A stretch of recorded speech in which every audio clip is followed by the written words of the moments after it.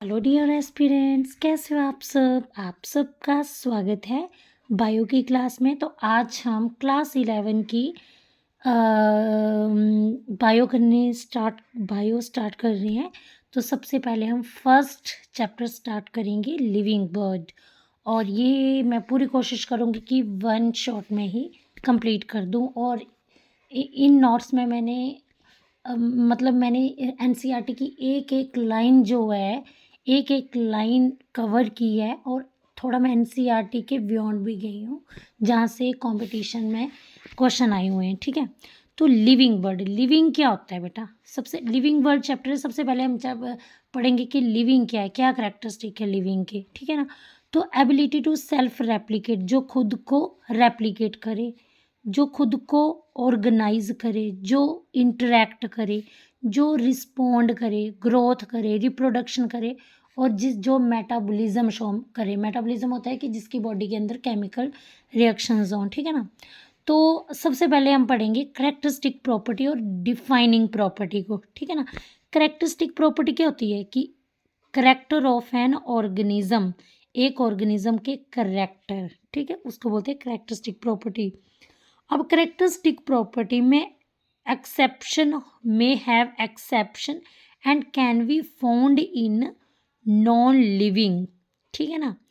तो characteristic property में may have exception, इसमें एक्सेप्शन भी हो सकती हैं। और करेक्टरिस्टिक प्रॉपर्टी जो है वो हमेशा नॉन लिविंग में होती है। लेकिन डिफाइनिंग प्रॉपर्टी में कोई भी एक्सेप्शन नहीं होता है, और ये जो है वो नॉन लिविंग में नहीं पाई जाती है। जैसे ग्रोथ नॉन लिविंग में भी होती है, रिप्रोडक्शन नॉन लिविंग में भी होती है। लेकिन जो जैसे ग्रोथ और रिप्रोडक्शन जो है वो करेक्टरिस्टिक प्रॉपर्टी है, क्योंकि रिप्रोडक्शन में एक्सेप्शन आते हैं, ग्रोथ में भी एक्सेप्शन आते हैं, और ग्रोथ नॉन लिविंग में होती है। ठीक है ना? रिप्रोडक्शन में भी एक्सेप्शन आते हैं। तो ये करेक्टरिस्टिक प्रॉपर्टी है। लेकिन बेटा यहाँ से एग्जाम में यहाँ से क्वेश्चन आता है कि क्या रिप्रोडक्शन करेक्टरिस्टिक प्रॉपर्टी है या डिफाइनिंग प्रॉपर्टी? तो आपको पता है ना करेक्टरिस्टिक प्रॉपर्टी है, जैसे कि मैंने बता दिया। जैसे कॉन्शियसनेस हो गया, मेटाबॉलिज्म हो गया, सेलुलर ऑर्गेनाइजेशन हो गया, ये सिर्फ जो है वो लिविंग ऑर्गेनिज्म में होती है। तो ये डिफाइनिंग प्रॉपर्टी है। बेटा एग्जाम्पल कर लेना, यहीं से क्वेश्चन आएगा कि सेलुलर ऑर्गेनाइजेशन जो है करेक्टरिस्टिक प्रॉपर्टी है कि डिफाइनिंग प्रॉपर्टी? तो ये करेक्टरिस्टिक प्रॉपर्टी है। अब ग्रोथ क्या है? ग्रोथ परमानेंट है, ये परमानेंट है। और ये इसमें परमानेंट इरिवर्सिबल चेंज। ठीक है ना? ग्रोथ जो है परमानेंट होने वाला इरिवर्सिबल चेंज है। ठीक है ना? अब एक बार अगर किसी ने परमानेंट इरिवर्सिबल चेंज है, ये रिवर्स नहीं होती है। ठीक है ना? Growth increase in length, increase in weight, growth में लेंथ इंक्रीज होती है, वेट इंक्रीज होता है, हाइट इंक्रीज होती है, सरफेस एरिया इंक्रीज होता है। ठीक है ना? तो एनसीईआरटी की डेफिनेशन है ग्रोथ की कि increase in mass, number of cell are twin character of growth in living organism. तो ग्रोथ क्या है? Increase in mass and number of cell are twin character of growth in living organism. अब living organism की growth जो है वो nature में intrinsic होती है, मतलब ग्रोथ अंदर से होती है लिविंग में। ग्रोथ जो है इसमें मटेरियल बनता है, और ग्रोथ जो है एक इंटरनल फिनोमिना है। और नॉन लिविंग में ग्रोथ जो है एक्सट्रिंसिक होती है। ये जो है सरफेस के ऊपर जो है मतलब कुछ मटेरियल एक्यूमुलेट होता है। नॉन लिविंग के केस में जैसे रॉक्स वगैरह होती है ना, तो वो कैसे बनती है? मतलब कि मटेरियल जो है एक्यूमुलेट होता है तब, है ना? और ग्रोथ क्या एक्सटर्नल फिनोमिना है, यानी कि एक सरफेस फिनोमिना है, क्योंकि डिपोजिशन होती है ना आउटर सरफेस में। ठीक है? अब growth in plant and growth in animal. Plant में ग्रोथ इनडिटर्मिनेट होती है। ठीक है? इसमें प्लांट में ओपन टाइप की ग्रोथ होती है, इसमें नए सेल जो हैं हमेशा ऐड करते रहते हैं, और ग्रोथ जो है प्लांट में लोकलाइज्ड होती है। ठीक है? और एनिमल में ग्रोथ डिटर्मिनेट होती है, क्लोज टाइप की होती है, और डिफ्यूज्ड होती है। ठीक है ना? अब synthesis of material in living. तो लिविंग ऑर्गेनिज्म में दो टाइप के मटेरियल से जो मटेरियल बनते हैं, तो वो टू टाइप से बनते हैं, एपोप्लास्टिक मटेरियल और सिम्प्लास्टिक मटेरियल। ठीक है ना? तो एपोप्लास्टिक मटेरियल जो है लिविंग ऑर्गेनिज्म में एपोप्लास्टिक और सिम्प्लास्टिक वे से मटेरियल बनते हैं। तो जो नॉन लिविंग मटेरियल होता है और apoplastic material non living material और सिम्प्लास्टिक मटेरियल लिविंग मटेरियल होता है, ठीक है ना। तो नॉन लिविंग मटेरियल जो है वो सेल वॉल है और लिविंग मटेरियल जो है वो प्लाज्मा मेम्ब्रेन और सेल ऑर्गेनेलीज है, ठीक है ना। याद रखना कि आगे ग्रोथ इन यूनिसेलुलर ऑर्गेनिज्म। तो यूनिसेलुलर ऑर्गेनिज्म में ग्रोथ और रिप्रोडक्शन जो है वो म्यूचुअली इनक्लूसिव इवेंट है, ठीक है ना। और ये सिनोनियम है एक दूसरे के। तो एक सेल वाले जीव में ग्रोथ और रिप्रोडक्शन एक दूसरे का सिनोनियम है। तभी तो मैंने आपको यहाँ पे बताया था कि ग्रोथ और रिप्रोडक्शन जो है ना, इनमें एक्सेप्ट मतलब ना, इसमें ये करैक्टरिस्टिक प्रॉपर्टी है क्योंकि इसमें एक्सेप्शन है। रिप्रोडक्शन जो है मतलब कि equal to growth in the case of unicellular organism, तो इसलिए ये करैक्टरिस्टिक प्रॉपर्टी है, ठीक है ना। अब यहाँ देख सकते हो आप, अब जैसे एक सेल वाले जीव जो है, यहाँ पे देखो, हाँ, तो यहाँ पे देखो एक सेल वाला जीव अमीबा, इसने बाइनरी फिजन के द्वारा डिवाइड किया, टू डॉटर अमीबे में डिवाइड हो गया। Growth in multi cellular organism में ग्रोथ और रिप्रोडक्शन जो है म्यूचुअली एक्सक्लूसिव इवेंट है, ठीक है। ये यूनिसेलुलर में ग्रोथ और रिप्रोडक्शन म्यूचुअली इनक्लूसिव इवेंट और ये एक दूसरे के सिनोनियम है, लेकिन यहाँ पे ये म्यूचुअली एक्सक्लूसिव इवेंट है, मतलब ये एक दूसरे के सिनोनियम नहीं होते हैं। अब यूनिसेलुलर ऑर्गेनिज्म जैसे नोस्टॉक, क्लोरेला, ईस्ट, ये प्रोटोजोन हो गया, ये डेस्मिड जिसको गोल्डन एल्गी बोलते हैं, डाइएटम, राइजोबियम, अमीवा, स्लाइमोड्स, ये सभी एक सेल वाले जीव हैं और इनमें ग्रोथ सिनोनियम होती है रिप्रोडक्शन की। याद रखना, Nostoc, amoeba, Chlorella, slime mould, yeast, diatom, Rhizobium, protozoan, desmid, ये यूनिसेलुलर ऑर्गेनिज्म है, ठीक है। इसमें ग्रोथ जो है रिप्रोडक्शन के सिनोनियम होती है। अब रिप्रोडक्शन लिविंग ऑर्गेनिज्म में क्या है, रिप्रोडक्शन की संतान का प्रोड्यूस होना, मतलब ताकि वो अर्थ के ऊपर सर्वाइवल के लिए, है ना। तो asexual reproduction, two method से रिप्रोडक्शन होती है, ए सेक्सुअल और sexual. Asexual lower organism में होती है और ये एक सिंपल प्रोसेस है। सेक्सुअल रिप्रोडक्शन हायर प्लांट और हायर एनिमल्स में होती है और ये कम्प्लेक्स प्रोसेस है। अब नेक्स्ट है ए सेक्सुअल रिप्रोडक्शन जो है वो 5 टाइप से होती है, through binary fission, through budding, through fragmentation, through sporulation और थ्रू ट्रू रीजनरेशन। अब बाइनरी फिजन जो है वो एक सेल वाले जीव में होती है, ठीक है, जैसे बैक्टीरिया, अमीबा, पैरामीशियम, ये एक सेल वाले जीव हैं, इनमें बाइनरी फिजन होती है। बर्डिंग ईस्ट और हाइड्रा में होती है बर्डिंग। फ्रेगमेंटेशन जो होती है वो मल्टी सेलुलर फंगस में होती है, जैसे मल्टी सेलुलर फंगस में होती है फ्रेगमेंटेशन। फिलामेंटस एल्गी में होती है, जो धागे वाली एल्गी होती है उसमें फ्रेगमेंटेशन होती है, और प्रोटोनीमा ऑफ मोसिस में। अब देखो फ्रेगमेंटेशन जो है वो मल्टी सेलुलर फंजाई में होती है, जैसे राइजोपस में, राइजोपस मल्टी सेलुलर फंजाई है, इसमें फ्रेगमेंटेशन होती है। स्पायरोगायरा एक फिलामेंटस एल्गी है, इसमें फ्रेगमेंटेशन होती है। Spirogyra Ulothrix Cladophora filamentous algae है, इसमें फ्रेगमेंटेशन होती है। और मोसिस का जो प्रोटोनेमा है, प्रोटोनेमा स्टेज है, इसमें भी फ्रेगमेंटेशन होती है। याद रखना, फिलामेंटस एल्गी में भी फ्रेगमेंटेशन होती है, मल्टीसेलुलर फंगस में भी, और मोसिस के प्रोटोनेमा में भी फ्रेगमेंटेशन होती है, ठीक है। स्पोरुलेशन द्वारा ए सेक्सुअल स्पोर्स बनते हैं। फंगस के केस में कोनिडिया बनता है और एल्गी के केस में जूस्पोर बनता है, ठीक है ना। तो इसके द्वारा जो है सेक्सुअल रिप्रोडक्शन होती है। ट्रू रीजनरेशन, प्लानेरिया जो है ट्रू रीजनरेशन शो करता है, ठीक है। अब आगे मेटाबॉलिज्म क्या है, ये बता रही हूँ मैं कि लिविंग ऑर्गेनिज्म का करैक्टर है ना रिप्रोडक्शन, तो थोड़ा इसके बारे में आइडिया दे रही हूँ।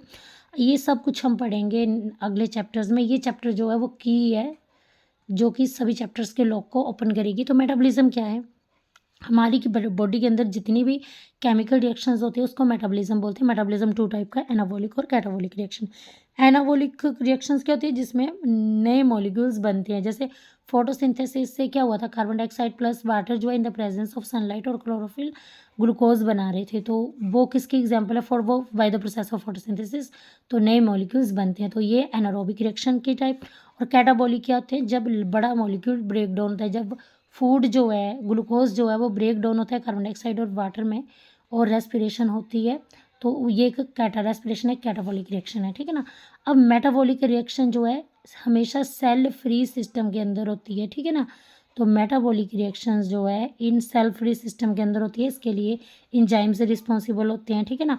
और मेटाबॉलिक रिएक्शन जो है ये it can be performed in vitro और आर्टिफिशियल लैब, ठीक है ना।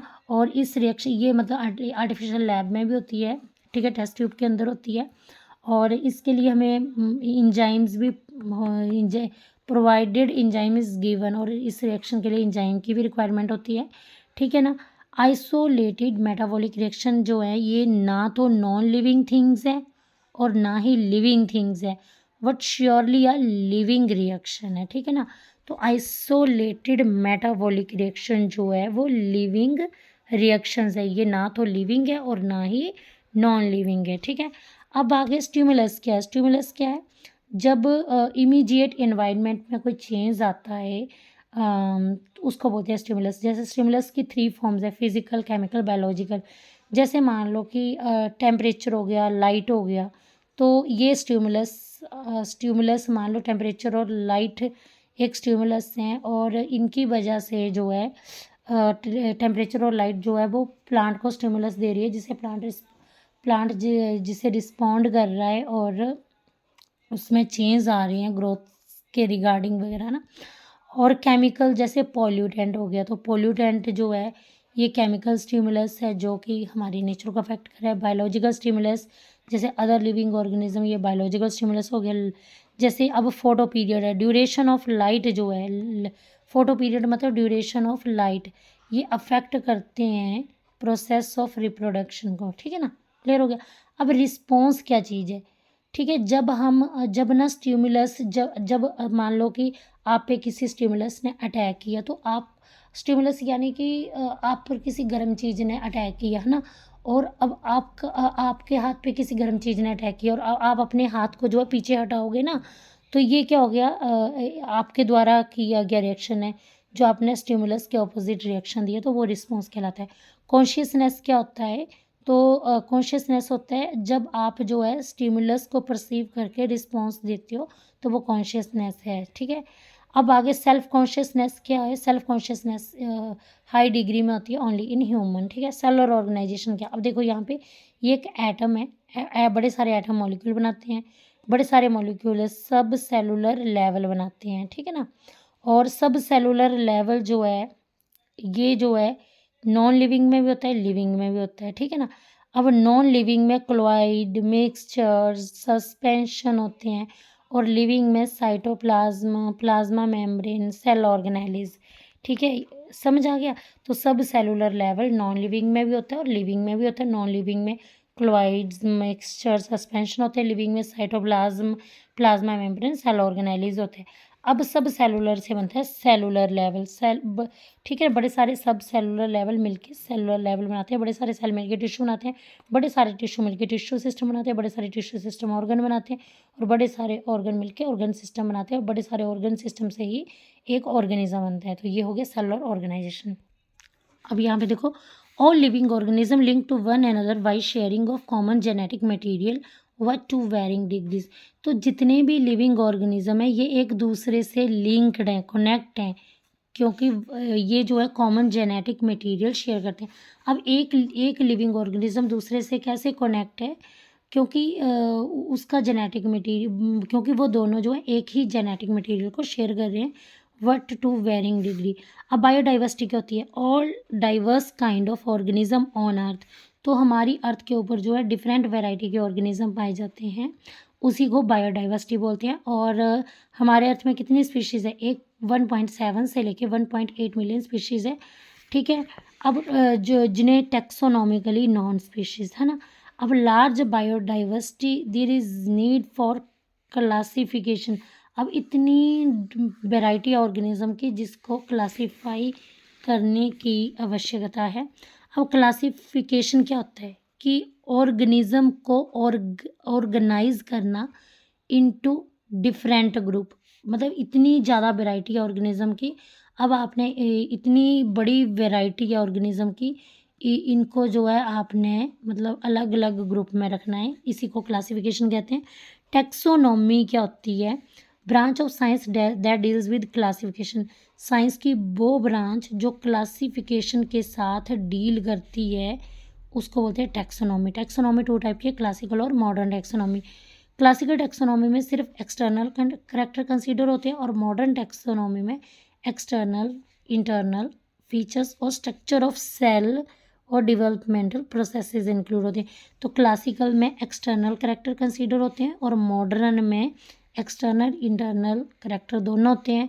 स्ट्रक्चर ऑफ सेल, ठीक है ना, एक्सटर्नल करेक्टर क्लासिकल में होते हैं और इसमें external internal structure of cell और डेवलपमेंट प्रोसेस ये मॉडर्न टेक्सोनॉमी में आती है, ठीक है ना। अब टेक्सोनॉमी के स्टेप क्या हैं? और मॉडर्न टेक्सोनॉमी में एक्सटर्नल करेक्टर तो आते हैं, इंटरनल भी आते हैं, स्ट्रक्चर ऑफ सेल भी आता है और डेवलपमेंटल प्रोसेस भी आती है और इकोलॉजिकल इंफॉर्मेशन भी मॉडर्न टेक्सोनॉमी में आती है। अब टेक्सोनॉमी के स्टेप क्या हैं? अब सबसे पहले हम ऑर्गेनिज्म को करेक्टराइज करते हैं, यानी कि हम उसके करैक्टर देखते हैं, फिर हम उसको आइडेंटिफाई करते हैं, पहचानते हैं और दूसरे ग्रुप के साथ कंपेयर करते हैं, फिर हम उसको क्लासीफाई करते हैं, मतलब हम उसे एक ग्रुप असाइन करते हैं, फिर हम उसका नामकरण करते हैं, यानी कि उसे साइंटिफिक नेम देते हैं, ठीक है। अब सिस्टमैटिक्स क्या? क्लासिफिकेशन में मैंने बताया था कि ऑर्गेनिज्म को क्लासीफाई करना डिफरेंट ग्रुप्स में, और टेक्सोनॉमी में मैंने बताया था कि साइंस की वो ब्रांच जो क्लासिफिकेशन से डील करती है, ठीक है। अब हम पढ़ेंगे सिस्टमैटिक्स। सिस्टमैटिक्स बनाए लेटिन वर्ड सिस्टेमा से, मतलब कि ऑर्गेनिज्म की सिस्टमैटिक अरेंजमेंट, ठीक है ना। तो ये जो है ये पहली बार सिस्टेमा वर्ड का यूज़ किसने किया? कैरलस लीनियस ने। तो सिस्टेमा वर्ड का यूज़ सबसे पहले कैरलस लीनियस ने किया अपनी बुक सिस्टेमा नेचरे में। तो कैरलस लीनियस ने अपनी बुक सिस्टेमा नेचरे में सिस्टेमा वर्ड का यूज़ किया, ठीक है ना। सिस्टेमैटिक्स जो है deals with the diversity of organism and relation between them, ठीक है ना। तो सिस्टमैटिक्स जो है ये जो है डील करती है ऑर्गेनिज्म की वैरायटी के साथ और उनके बीच के रिलेशन, मतलब कि और इसमें हम जो है पढ़ते हैं, किसके बारे में पढ़ेंगे? ऑर्गेनिज्म की वैरायटी को पढ़ेंगे और उनके बीच के रिलेशन को पढ़ेंगे, ठीक है ना। अब देखो सिस्टमैटिक्स में जो है हम क्या करते हैं? सिस्टमैटिक में हम टैक्सोनॉमी को इंक्लूड करते हैं, फाइलोजेनी को इंक्लूड करते हैं। टैक्सोनॉमी में हम क्या करते हैं? सिस्टमैटिक में टैक्सोनॉमी फाइलोजेनी दोनों आती हैं। टैक्सोनॉमी में आइडेंटिफिकेशन, क्लासिफिकेशन, टैक्सोनॉमी में क्या क्या आता है? टैक्सोनॉमी में characterisation, identification, classification, nomenclature of organism include होते हैं और टैक्सोनॉमी में और क्या आता है? सिस्टमैटिक में टैक्सोनॉमी आती है जिसमें ये इसकी सब ब्रांच है, और फाइलोजेनी में आती है। फाइलोजेनी होता है कि स्टडी ऑफ अनसेस्टर की स्टडी करना, मतलब कि इसमें जो है हम इवोल्यूशनरी हिस्ट्री देखते हैं ऑर्गेनिज्म की, फिर हम जिससे हमें पता चलता है कि कौन किसका रिलेटिव है, मतलब ऑर्गेनिज्म के बीच के रिलेशन को एस्टेब्लिश करते हैं थ्रू इवोल्यूशन हिस्ट्री, ठीक है। अब सिस्टमैटिक क्या है कि different kind of organism and their diversity, अलग अलग प्रकार के ऑर्गेनिज्म हो गए, उनकी वैरायटी होगी और उनके बीच के रिलेशन को हम इस्टेब्लिश करते हैं, ठीक है ना, सिस्टमैटिक द्वारा। अब नॉमेनक्लेचर पढ़ेंगे हम। नॉमेनक्लेचर क्या है? जब हम किसी ऑर्गेनिज्म को साइंटिफिक नेम देते हैं, जैसे कैरलस लीनियस है ना। ये अब देखो कैरलस लीनियस ने एक बुक दी बायोनॉमियल नॉमेनक्लेचर, ठीक है ना। अब बायोनॉमियल नॉमेनक्लेचर है ना, अब देखो ये मैंगो का साइंटिफिक नेम है मैंगीफेरा इंडिका। तो मैंगीफेरा क्या है? जीनस है, जेनरिक नेम है, और इंडिका क्या है? स्पीशीज़ है, स्पेसिफिक एपिथेट है, ठीक है ना।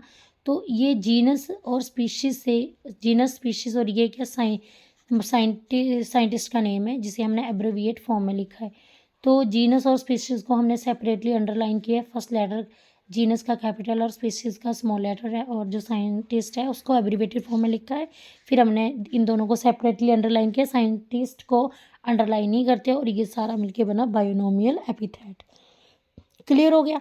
अब साइंटिफिक नेम जो होता है ना, ये हमेशा मतलब ये लैटिन लैंग्वेज से लिया गया है। लैटिन लैंग्वेज एक डेड लैंग्वेज है, क्योंकि ये कभी लैंग्वेज चेंज नहीं होती है, तो ये साइंटिफिक नेम कभी भी चेंज नहीं होता है। अब हम इसे जब टाइप करते हैं तो इटैलिक फैशन में टाइप करते हैं, to show italic name origin of ले। तो इटैलिक नेम जो है वो ओरिजन है लैटिन लैंग्वेज का ही, ठीक है ना। ओके। अब बेटा नाम जो है वो अंडरलाइन किए जाते हैं, जीनस और स्पीशीज अंडरलाइन किए जाते हैं, ठीक है ना। और ये टू शो लेटिन ओरिजन, तो ये जो नेम है ये भी लेटिन ओरिजन को ही दिखाता है, जो नेम का अंडरलाइन करना। अब साइंटिस्ट का नेम जो है कभी भी लेटिनाइज्ड नहीं होता है, नीदर लेटिनाइज नॉर इटैलिकाइज्ड। ना तो ये लेटिन का ओरिजिन है, ना मतलब ये लेटिनाइज नहीं होता है, इटैलिसाइज नहीं होता मतलब। और इसको जो है रोमन फैशंस में लिखते हैं, और इसको जब लिखते हैं तो अंडरलाइन नहीं करते हैं साइंटिस्ट के नेम को। बायोलॉजिकल नेम जो है वो जनरेट होता है लेटिन में, और रिटर्न होता है इटैलिक्स में, ठीक है ना। अब यहाँ पे देखो ये है कोड ऑफ नॉमिनक्लेचर। ये कोड ऑफ नॉमिनक्लेचर जो है ये टू चेक दिस नेम, ठीक है ना। ये इन नेम्स को चेक करता है, जैसे ICBN, ICZN, ICNB, ICBCN, ICNCP। तो ICBN की फुल फॉर्म, ये बेटा फुल फॉर्म पूछ लेते हैं, international code for botanical nomenclature, international code for zoological nomenclature, international code of nomenclature for bacteria, international code of virus classification and nomenclature, international code of international code of virus classification and nomenclature, international code of nomenclature for cultivation of plant, ठीक है ना। आगे which is against the rule in, अच्छा यहाँ पे आ गया taxonomic category क्या होती है। अब टेक्सोनॉमिक कैटेगरी होती है स्टेप बाय स्टेप, जो है step by step process to classify organism. तो ये जो है ये एक स्टेप बाय स्टेप प्रोसेस होती है जो कि ऑर्गेनिज्म को क्लासीफाई करती है। तो टेक्सोनॉमिक कैटेगरी के ये स्टेप बाय स्टेप प्रोसेस है जो किसी ऑर्गेनिज्म को क्लासीफाई करती है।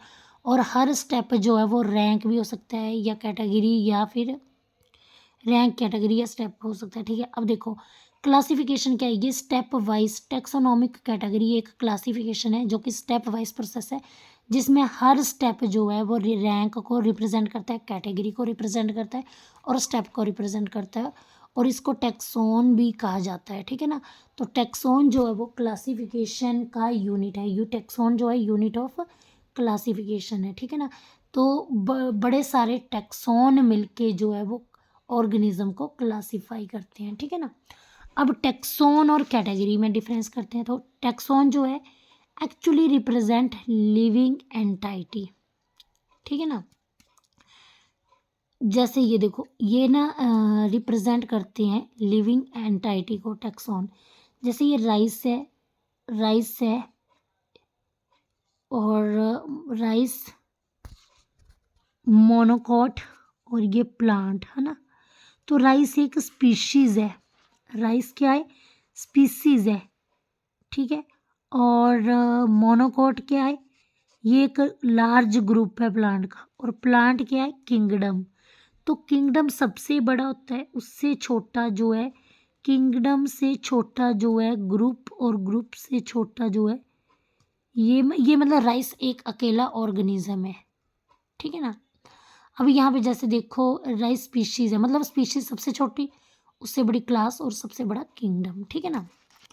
अब देखो जैसे वीट और राइस है, ये है वीट और राइस, ये दोनों अलग अलग टैक्स हैं, ठीक है। ये वीट अलग टैक्स है, ये अलग टैक्स है, ठीक है, लेकिन इनकी कैटेगरी जो है वो सेम है, ठीक है। क्लियर हो गया। अब हम पढ़ेंगे टेक्सोनॉमी हायरार्की के बारे में। अगर बेटा greater the group greater will be difficulty to find the relation between different organisms, ठीक है। तो बोलते जितना बड़ा ग्रुप होगा ना उतनी आपको डिफ़िकल्टी आएगी उनके अलग अलग ऑर्गेनिज्म के बीच में मतलब रिलेशनशिप इस्टेब्लिश करने में। ठीक है, तो ये देखो ये है हमारी टैक्सोनॉमिक, ये हमारी hierarchy, taxonomic hierarchy, kingdom, phylum, division plant के लिए, फिर फाइलम एनिमल के लिए, class, order, family, genus, species.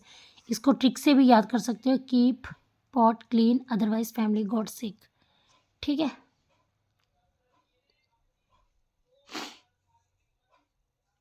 तो बेटा अगर आप ना देखो, अगर आप बॉटम से या बॉटम से आप टॉप में जाओगे ना तो क्या होगा, तो अगर बॉटम से आप नीचे से ऊपर को जा रहे हो तो जो सिमिलर कॉमन करेक्टर है ना वो कम होते जाएंगे। जैसे जीन स्पीशीज और जीनस जो है ना इनके सिमिलर करेक्टर जो हैं, सिमिलर कॉमन करेक्टर, लेकिन जैसे आप नीचे से ऊपर जाओगे सिमिलर कॉमन करेक्टर कम हो जाएंगे और ऊपर जाकर ना जनरल करेक्टर बढ़ जाएंगे।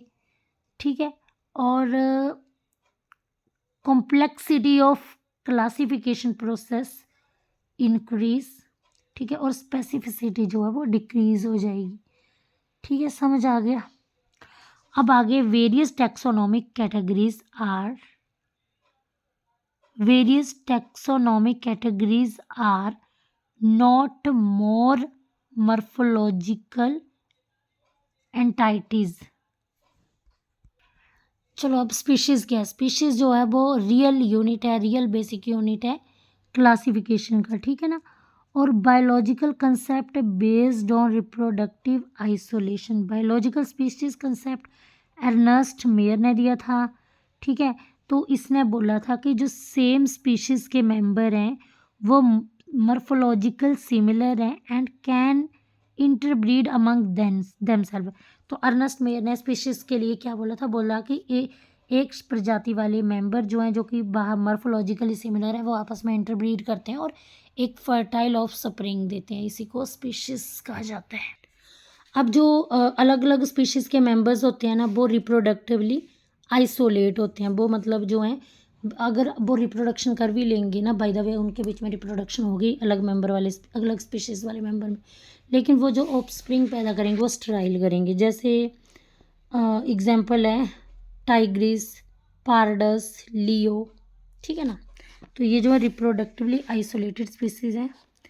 ठीक है, अब जीनस, जीनस क्या है बेटा, एक ही जैसी स्पीशीज़ जो दिख रही है ना, मतलब एक जैसी स्पीशीज़, ये देखो ये स्पीशीज़ की एग्जांपल है। जैसे सॉरी बेटा मैंने ना, ये स्पीशीज़ की एग्जांपल है टिग्रिस, पारडस, लियो, टिग्रिस, पारडस, लियो, ये स्पीशीज़ है। ठीक है ना, अब ये जो एक ही जैसी स्पीशीज़ जो आपको दिख रही है ना, मतलब ग्रुप ऑफ रिलेटेड स्पीशीज़। ठीक है, जैसे देखो ये जो है ये ग्रुप ऑफ रिलेटेड, जैसे ये पारडस है, लियो है, टिग्रिस है, ये क्या है स्पीशीज़ है, लेकिन इन तीनों का ग्रुप जो है ये एक ही सेम जेंडरा को शेयर कर रहे हैं। ठीक है ना, तो पारडस, लियो, टिग्रिस ये जो हैं इनका एक ही जीनस है जिसको बोलते हैं पैंथेरा। ठीक है, तो group of related species is called genus. ठीक है, अब जैसे ये सोलानम जीनस है ना, तो देखो ये है मेलंगिना स्पीशीज, ये है निग्रम स्पीशीज और ये ट्यूब्रोसम। मेलंगिना होता है ब्रिंजल, निग्रम होता है ब्लैक निग्रम, और ये है ये निग्रम है, ये ब्लैक नाइट शेड, और ट्यूब्रोसम पोटैटो होता है। ठीक है ना, ट्यूब्रोसम होता है पोटैटो। तो मेलंगिना, निग्रम, ट्यूब्रोसम, इन तीनों का जीनस जो है वो सोलानम है। ठीक है, तो ये हो गया ना group of related species is called genus. अब फैमिली क्या है, group of related genus is called family. ठीक है ना, तो यहाँ पे देखो आपको अलग अलग जीनस दिखेंगे आपको। ये देखो जैसे जीनस है, ये देखो ये तो फैमिली है ना, बेटा याद रखना फैमिली का फिक्स होता है IDAE। तो देखो ये फैलिडे, ये एनिमल की फैमिली है, फैलिडे, ये देखो DAIDAE Felidae, Canidae, IDEE, Hominidae, ठीक है, म्यूसीडे, IDEAE। तो ये जो है फैलिडे कैट की फैमिली है, कैनिडे डॉग की फैमिली है, होमिनिडे ह्यूमन की फैमिली है, म्यूसीडे हाउस फ्लाई की फैमिली है। तो ये जो फैमिलीज़ हैं, ये जो ग्रुप ऑफ ये जो फैमिलीज़ हैं, अब देखो, अब देखो मैंने क्या बोला कि फैमिली क्या होती है, ग्रुप ऑफ रिलेटेड जीनस। तो ये जीनस देखो, ये कैट का जीनस है फेलिस और ये है पैंथरा, ठीक है ना, ये है पैंथरा और ये है फेलिस। तो आपको पता है पैंथरा जो है ये पैंथरा है, ये फेलिस है। ये जो जीनस है ना, इन दोनों पैंथरा की फैमिली भी फैलिडे है और फेलिस की फैमिली भी फैलिडे है, ठीक है। तो ये फैमिली जो है वो दो जीनस से मिलके बनी हुई है। जैसे देखो, ये है लीलियम और ये है कोलचिकम, ठीक है ना। तो लीलियम और कोलचिकम क्या है, ये दो जीनस हैं, ठीक है। और लीलियम और कोलचिकम की ये फैमिली है लिलियेसिए, ठीक है ना। अब जैसे यहाँ पे देखो, ये है सोलानम, धतूरा, पिट्यूनिया। ये आपके हैं 3 जीनस, सोलानम, धतूरा, पिट्यूनिया। इन तीनों की फैमिली सोलानेशिया है। सोलानम की भी सोलानेशिया है, धतूरा की भी सोलानेशिया और पिट्यूनिया की भी सोलानेशिया है, ठीक है ना। अब जो एनिमल की फैमिली तो मैंने बता दिया आपको कि जो IDEE होती है। जो प्लांट की फैमिली होती है वो ACEAE, इसका स्फिक्स ये होता है। तो प्लांट की जो फैमिली होती है इसमें वेजिटेटिव और रिप्रोडक्टिव कैरेक्टर कंसीडर होते हैं। जैसे देखो, लिलियेसिए, ACEAE। तो लिलियेशिए में आते हैं अनियन, गार्लिक, चिल्ली, ठीक है ना। और फबेशिए में आती हैं पल्सिस, सोलानेशिए में आती हैं पोटैटो, टमाटो, ब्रिंजल। पोएसिए में आते हैं ऑल सैरियल्स, शुगर केन, सभी अनाज हो गए, गन्ना हो गया, बांस हो गया, ये पोएसिए में आता है, ठीक है ना। अब यहाँ पे देखो, मैंने बताया था कि सोलानम, धतूरा, पिट्यूनिया ये 3 जीनस है और ये एक ही फैमिली को शेयर करते हैं। बेटा यहाँ से क्वेश्चन आते हैं, ये थोड़ा अपने अच्छे से कर लेना, यहाँ से क्वेश्चन आते हैं। अब ऑर्डर जो है, ऑर्डर जो है ग्रुप ऑफ रिलेटेड फैमिलीज। तो जो फैमिलीज होती है ना, जो फैमिलीज होती है उन ग्रुप ऑफ फैमिलीज होती है, उनका एक ही सेम ऑर्डर होता है। जैसे ये देखो, ये एनिमल्स के लिए जो फैमिलीज होती हैं उनके लास्ट में फिक्स ए यूज़ होता है, जैसे प्राइमेटा, रोडेंशिया, कार्निवोरा, ठीक है ना।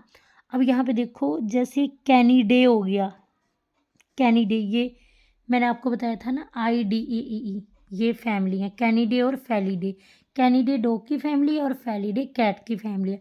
लेकिन ये दोनों यहाँ पे आपको अलग अलग फैमिली है, लेकिन इन दोनों का जो ऑर्डर है वो सेम है। कार्निवोरा, कैनिडे भी कार्निवोर ऑर्डर में आती हैं और फैलिडे भी कार्निवोर ऑर्डर में आती हैं।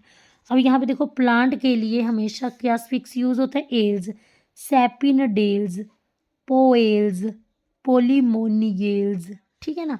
तो ये जो है प्लांट में ऑर्डर्स जो है वो फॉर्म करती है और इसमें फ्लोरल कैरेक्टर्स जो है वो लिए जाते हैं, ठीक है।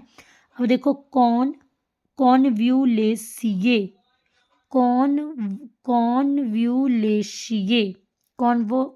कॉन्व्यूलेशिये, ठीक है, और सोलोनेशिये। तो ये डाइकोट फैमिली है, सोलोनेशिये। कॉन्व्यूलेशिये जो है, जैसे स्वीट पोटैटो, शकरकंद हो गई ना, ये कॉन्व्यूलेशिये स्वीट पोटैटो है, ये डाइकोट प्लांट है। और ये जो डाइकोट है, ये सोलोनेशिये, ये डाइकोट की फैमिली है। तो कॉन्व्यूलेशिये और सोलोनेशिये दो अलग अलग फैमिली हैं, लेकिन इनका ऑर्डर जो है वो पोलीमोनियल्स है, सेम ऑर्डर है, ठीक है। कॉन्वोलेशिये और सोलोनेशिये, कॉन्व्यूलेशिये और सोलोनेशिये, इनका ऑर्डर एक है, ठीक है। अब class, group of related orders. अब बहुत सारे ऑर्डर्स आपको देखेंगे जिनकी एक ही क्लास होगी। जैसे देखो, ऑर्डर जो है ममेलिया, अम्फीबिया, ये क्लास है, Mammalia class, Amphibia class, Reptilia class, ये एनिमल की क्लास है, प्लांट की क्लास है। मोनोकोटिलिडने, डाइकोटिलिडने, टेरोपसाइडा, लाइकोपसाइडा, क्लोरोफाइशिये, रहोडोफाइशिये, ये अलगी क्लास है ना। तो ये क्लास है ना। अब हम यहाँ पे देखो आप, ये है आपके ऑर्डर, प्राइमेटा, कार्निवोरा, रोडेंशिया, रोडेंशिया माइस का ऑर्डर है।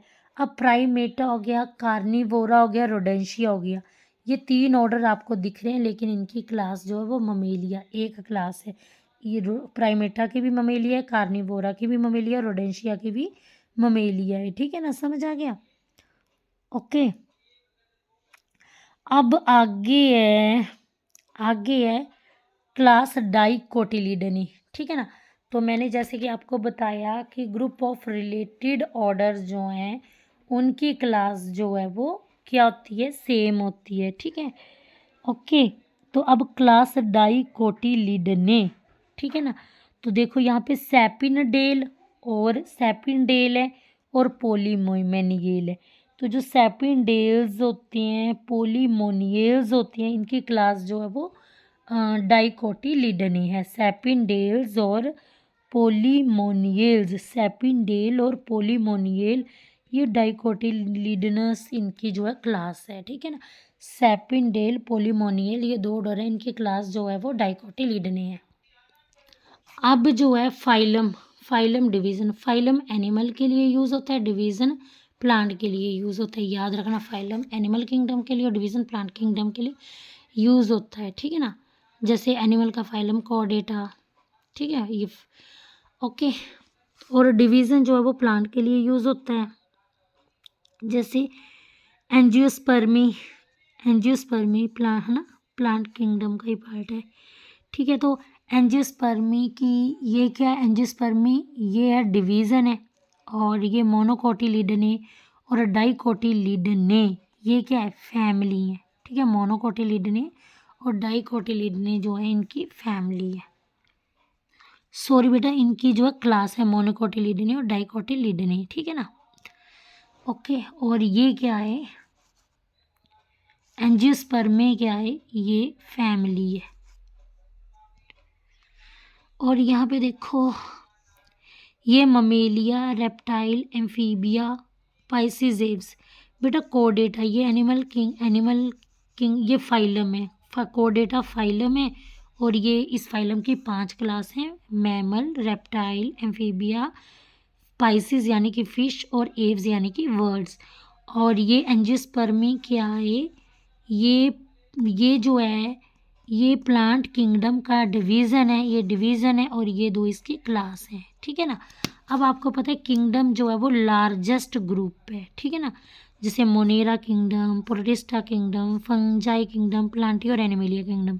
तो बेटा ये एनसीईआरटी का टेबल है, और यहाँ से क्वेश्चन आता है। जैसे मैन है, मैन का बायोलॉजिकल नेम जो है होमो सेपियंस है, जीनस होमो, फैमिली क्या है। अब मैन का देखो, मैन जो है, ह्यूमन जो है, किस इसका डिवीजन क्या, हमने देखा था ना, एनिमल जो है, मैन एनिमल में आता है, इसका डिवीजन कोर्डेटा है, क्लास क्या है, ममेलिया है। तो देखो मैन का डिवीजन कोर्डेटा है, क्लास ममेलिया है, ऑर्डर मैन क्या है, प्राइमेट्स हैं, और इनकी फैमिली है होमिनिडे, और जीनस है होमो, और बायोलॉजिकल स्पीशीज सेपियंस।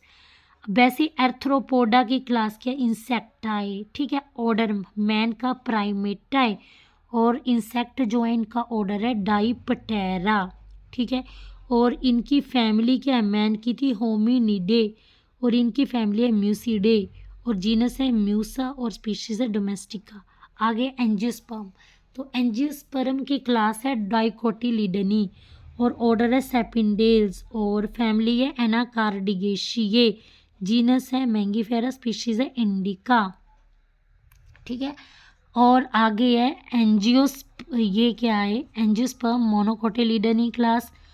अब मोनोकोटिलिडनी का ऑर्डर क्या होगा, डाइकोट वाले का था सैपिनडेल, मोनोकोट का पोएल, डाइकोट का सैपिनडेल, मोनोकोट का पोएल।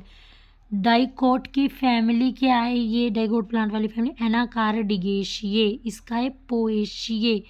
और जीनस क्या है मैंगो का, मैंगीफेरा और स्पीशीज़ इंडिका। और वीट का डिवीजन, वीट भी एंजियोस्पर्म ही है ना। वीट और मैंगो दोनों एंजियोस्पर्म है, लेकिन मैंगो डाइकोट है और वीट मोनोकोट है। अब वीट का ऑर्डर पोएल है और मैंगो का ऑर्डर सेपेंडेल है। वीट का फैमिली पोएशिए, मैंगो वाली की एनाकार्डियेशिए। वीट का स्पीशीज जीनस ट्रिटिकम और स्पीसीज जिसकी एस्टिवम। ठीक है ना। अब हम पढ़ेंगे टैक्सोनॉमिकल एड। टैक्सोनॉमिकल एड जो है ये प्लांट्स और एनिमल स्पीशीज का स्पेसिमन है। ठीक है, जो कि एक प्राइमरी सोर्स है टैक्सोनॉमी की को स्टडी करने का। ठीक है, तो टैक्सोनॉमिक एड से जो है हम प्लांट्स और एनिमल की स्पीशीज़ जो हैं उनकी टैक्सोनॉमिक स्टडीज़ करने का सोर्स है टैक्सोनॉमिक एड। पहली एड है हर्बेरियम। हर्बेरियम मतलब होता है कि डेड जो प्लांट स्पेसिमन है ना, डेड प्लांट स्पेसिमन, उनको आप प्रिजर्व कर सकते हो थ्रू हर्बेरियम। प्रिजर्व होता है कि डेड थिंग्स को जब आप मतलब स्टडी पर्पस के लिए स्टोर करती हो, और कंजर्वेशन होता है लिविंग थिंग्स को स्टोर करना। अब हर्बेरियम जो है इससे आप act as quick referral system की तरह ये एक्ट करता है, मतलब आप, ठीक है, और ये मॉर्फोलॉजी के ऊपर बेस्ड है। और ये जो है हर्बेरियम जो है नेचुरल सिस्टम ऑफ क्लासिफिकेशन के ऊपर बेस्ड है, और natural system of classification Bentham Hooker की क्लासिफिकेशन है। अब कुछ लिस्ट ऑफ सम हर्बेरिया। तो जो हर्बेरियम होते हैं, अब देखो कुछ हर्बेरिया की लिस्ट है जहाँ पे हर्बेरियम है। रॉयल बोटेनिकल गार्डन, इंग्लैंड में एक क्यू प्लेस है, वहाँ का बोटेनिकल गार्डन है रॉयल बोटेनिकल हर्बेरियम गार्डन। ठीक है, आगे सेंट्रल नेशनल हर्बेरियम कहाँ पे? कलकत्ता में।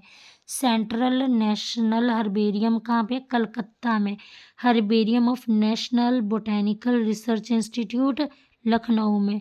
Herbarium of Forest Research Institute Dehradun में। अब बेटा यहाँ पे correct sequence of step of herbarium technique. तो आप कैसे हर्बेरियम फाइल बनाते हो? कॉलेज में आपने बनाई होगी हर्बेरियम फाइल। तो आप सबसे पहले प्लांट को कलेक्ट करते हो, फिर उसको ड्राई करते हो, फिर उसकी पॉइजनिंग, मतलब कि जो जर्म्स वगैरह, फंजाइसाइड, बैक्टीरियोसाइड वगैरह होते हैं ना, हम जैसे फंगस बैक्टीरिया वगैरह लग जाता है ना लगे, तो उसके लिए आप फंजाइसाइड बैक्टीरियोसाइड स्प्रे करते हो ताकि इन्फेक्शन को अवॉइड करने के लिए। फिर आपने क्या करना है कि फिर आप माउंटिंग कर देते हो। फिर आपने रख देनी उसको, फिर आपने उसको स्टिच करना है, फिर डिपोजिशन करनी है, और उसके बाद लेबलिंग करनी है। अब सेकंड टैक्सोनॉमिकल एड है बोटेनिकल गार्डन। तो बोटेनिकल गार्डन जो है इसमें हम लिविंग प्लांट स्पेसिमन को कंजर्व करते हैं थ्रू एक्स सीटू कंजर्वेशन। ठीक है ना। तो एक्स सीटू कंजर्वेशन क्या होती है कि घर से आप प्लांट को उठाकर ला रहे हो और उसे घर जैसा इन्वायरमेंट देकर आप उसको कंजर्व कर रहे हो। ठीक है, तो बोटेनिकल गार्डन मतलब आपने घर से आप कोई भी प्लांट लेके आए, उसको फिर आपने घर जैसा इन्वायरमेंट की दिया और कंजर्व किया।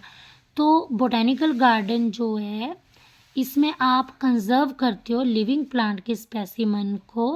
हर्बेरियम फाइल में आप डेड प्लांट के स्पेसिमन कंजर्व करते हो। यहाँ पे आप जो है हर्बेरियम में आप ना डेड प्लांट को प्रिजर्व कर रहे हो। ठीक है, और इसमें आप जो है कंजर्व कर रहे हो, क्योंकि डेड चीज़ों को प्रिजर्व करते हैं और लिविंग चीज़ों को हम कंजर्व करते हैं। तो यहाँ पे कंजर्व कर रहे हैं लिविंग प्लांट स्पेसिमन को थ्रू एक्स सीटू कंजर्वेशन। अब बेटा देखो, ये है आप ना आप जाओगे बोटेनिकल गार्डन तो आपको कोई भी प्लांट दिखेगा, वहाँ पे उसका बोटेनिकल नेम लिखा होगा और फैमिली का नेम लिखा होगा। तो रॉयल बोटेनिकल गार्डन कहाँ है? क्यू इंग्लैंड में। नेशनल बोटेनिकल गार्डन लखनऊ में।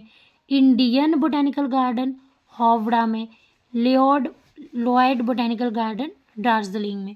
अब हम पढ़ेंगे जूलॉजिकल गार्डन। ठीक है, जूलॉजिकल गार्डन क्या होते हैं? जहाँ पे आप लिविंग एनिमल स्पीशीज़ को कंजर्व करते हो through ex situ conservation.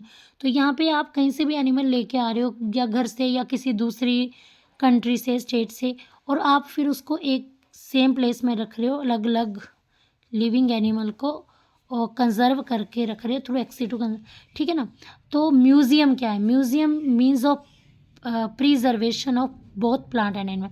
Museum में हम प्लांट और एनिमल दोनों को प्रिजर्व करते हैं। प्लांट को हम ड्राई फॉर्म और सोल्यूशन फॉर्म में प्रिजर्व करते हैं, ठीक है। तो मैंने बहुत बताया कि प्लांट्स को प्रिजर्व ड्राई फॉर्म में भी रखते हैं, सोल्यूशन फॉर्म में भी रखते हैं। अब देखो स्मॉल एनिमल्स जो हैं वो फॉर्मेलिन सोल्यूशन में स्टोर करते हैं। लार्ज एनिमल को हम प्रिजर्व करते हैं केमिकल स्टफिंग के द्वारा। इंसेक्ट को हम प्रिजर्व करते हैं इंसेक्ट बॉक्सेस में। एनिमल स्केलेटन को हम प्रिजर्व करते हैं म्यूजियम में, ठीक है ना, समझ आ गया। तो लार्ज एनिमल को कैसे प्रिजर्व करते हैं, केमिकल स्टफिंग के द्वारा। अब हम पढ़ेंगे कीज़ क्या होती हैं। कीज़ एक ना डॉक्यूमेंट की तरह होती है, कीज़ लाइक रिटन डॉक्यूमेंट की तरह होती है, ठीक है ना। कीज़ एनालिटिकल होती है नेचर में। कीज़ जो है ये बेस्ड ऑन सिमिलरिटी एंड, ये सिमिलरिटी और डिसिमिलरिटी के ऊपर बेस्ड है। ये जो है एलिमिनेशन और सिलेक्शन के ऊपर बेस्ड है। For each taxonomic category there is different key, हर टैक्सोनॉमिक कैटेगरी के लिए अलग अलग देयर इज़ अ डिफरेंट की। अब जैसे देखो यहाँ पे देखो फॉर एग्जांपल ये लीफ है, लीफ सिंपल है कि कंपाउंड है। स्टेम हर्बेशियस है कि बुडी है। तो ये जो ईच ये स्टेटमेंट है ना, जो कि लीफ सिंपल है कि कंपाउंड है, ये ईच स्टेटमेंट जो ऑफ कपलेट है इसको हम लीड बोलते हैं। ईच स्टेटमेंट ऑफ कपलेट को क्या कहते हैं, लीड। और पेयर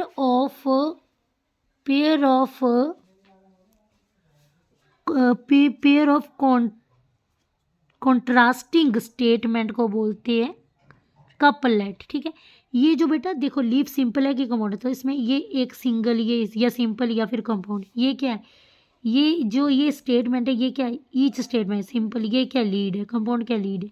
लेकिन ये दोनों क्या है, पेयर ऑफ कॉन्ट्रास्टिंग स्टेटमेंट क्या है, इसको कपलेट बोलते हैं, ठीक है ना। तो ईच स्टेटमेंट, ईच इस कपलेट की जो हर कोई स्टेटमेंट होगी वो क्या होगी, लीड होगी।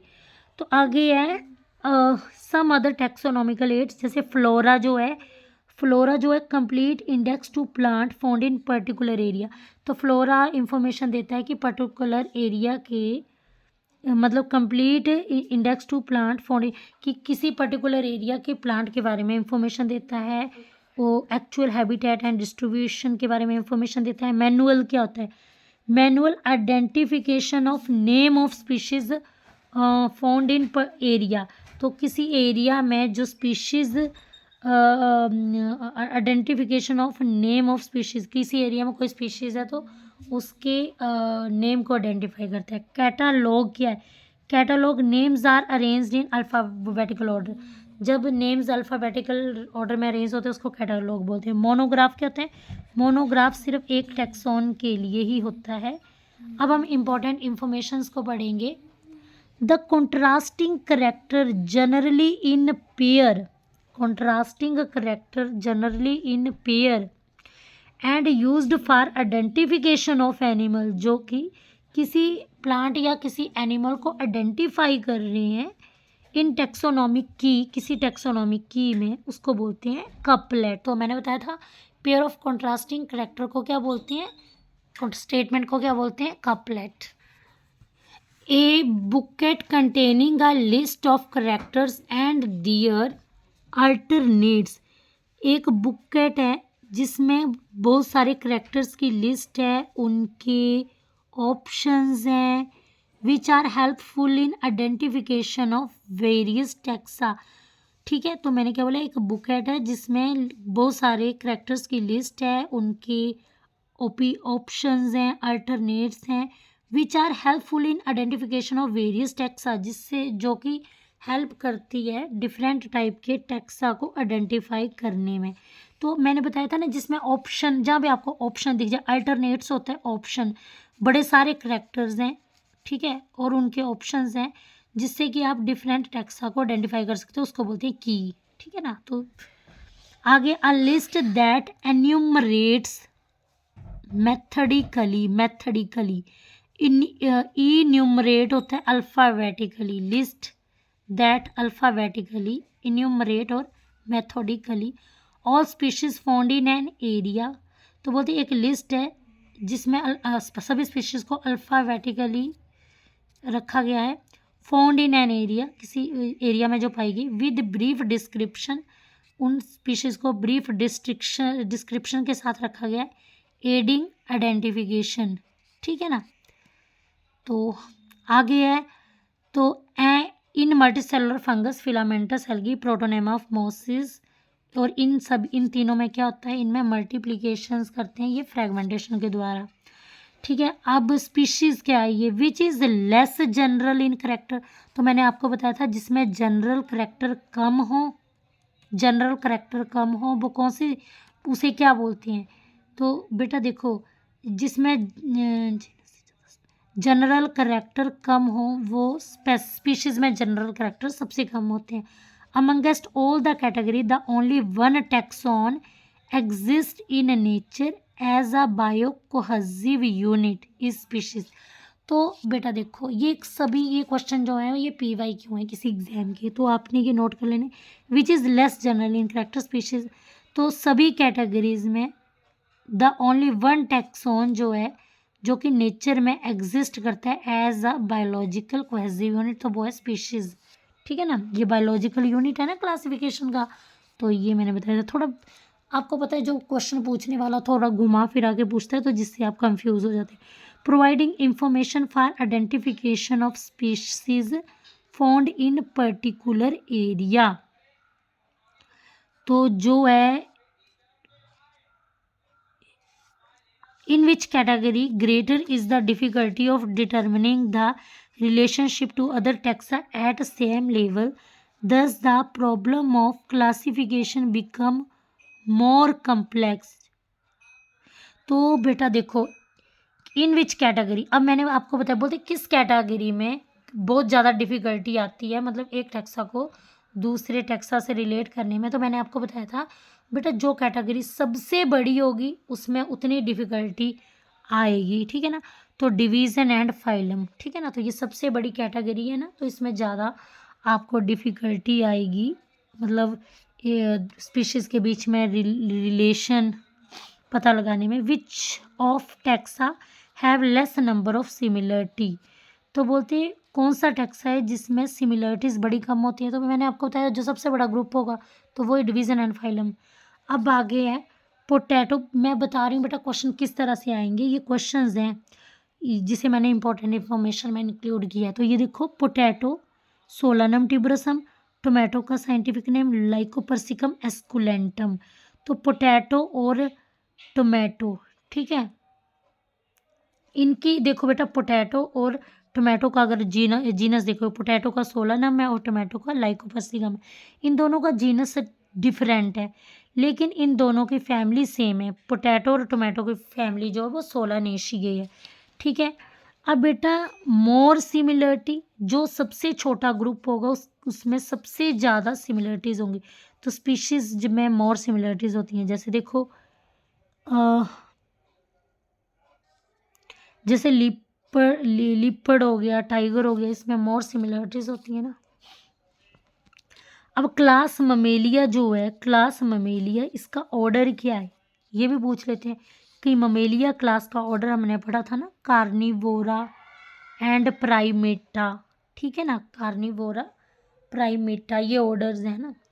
अब देखो आगे है, म्यूजियम और हर्बेरियम का यूज़ किस लिए किया जाता है, प्रिजर्वेशन ऑफ स्पेसिमन के लिए। अब मैंने यहाँ प्रिजर्वेशन क्यों लिखा, प्रिजर्वेशन डेड प्लांट और एनिमल के लिए होता है और कंजर्वेशन लिविंग प्लांट और एनिमल के लिए होता है।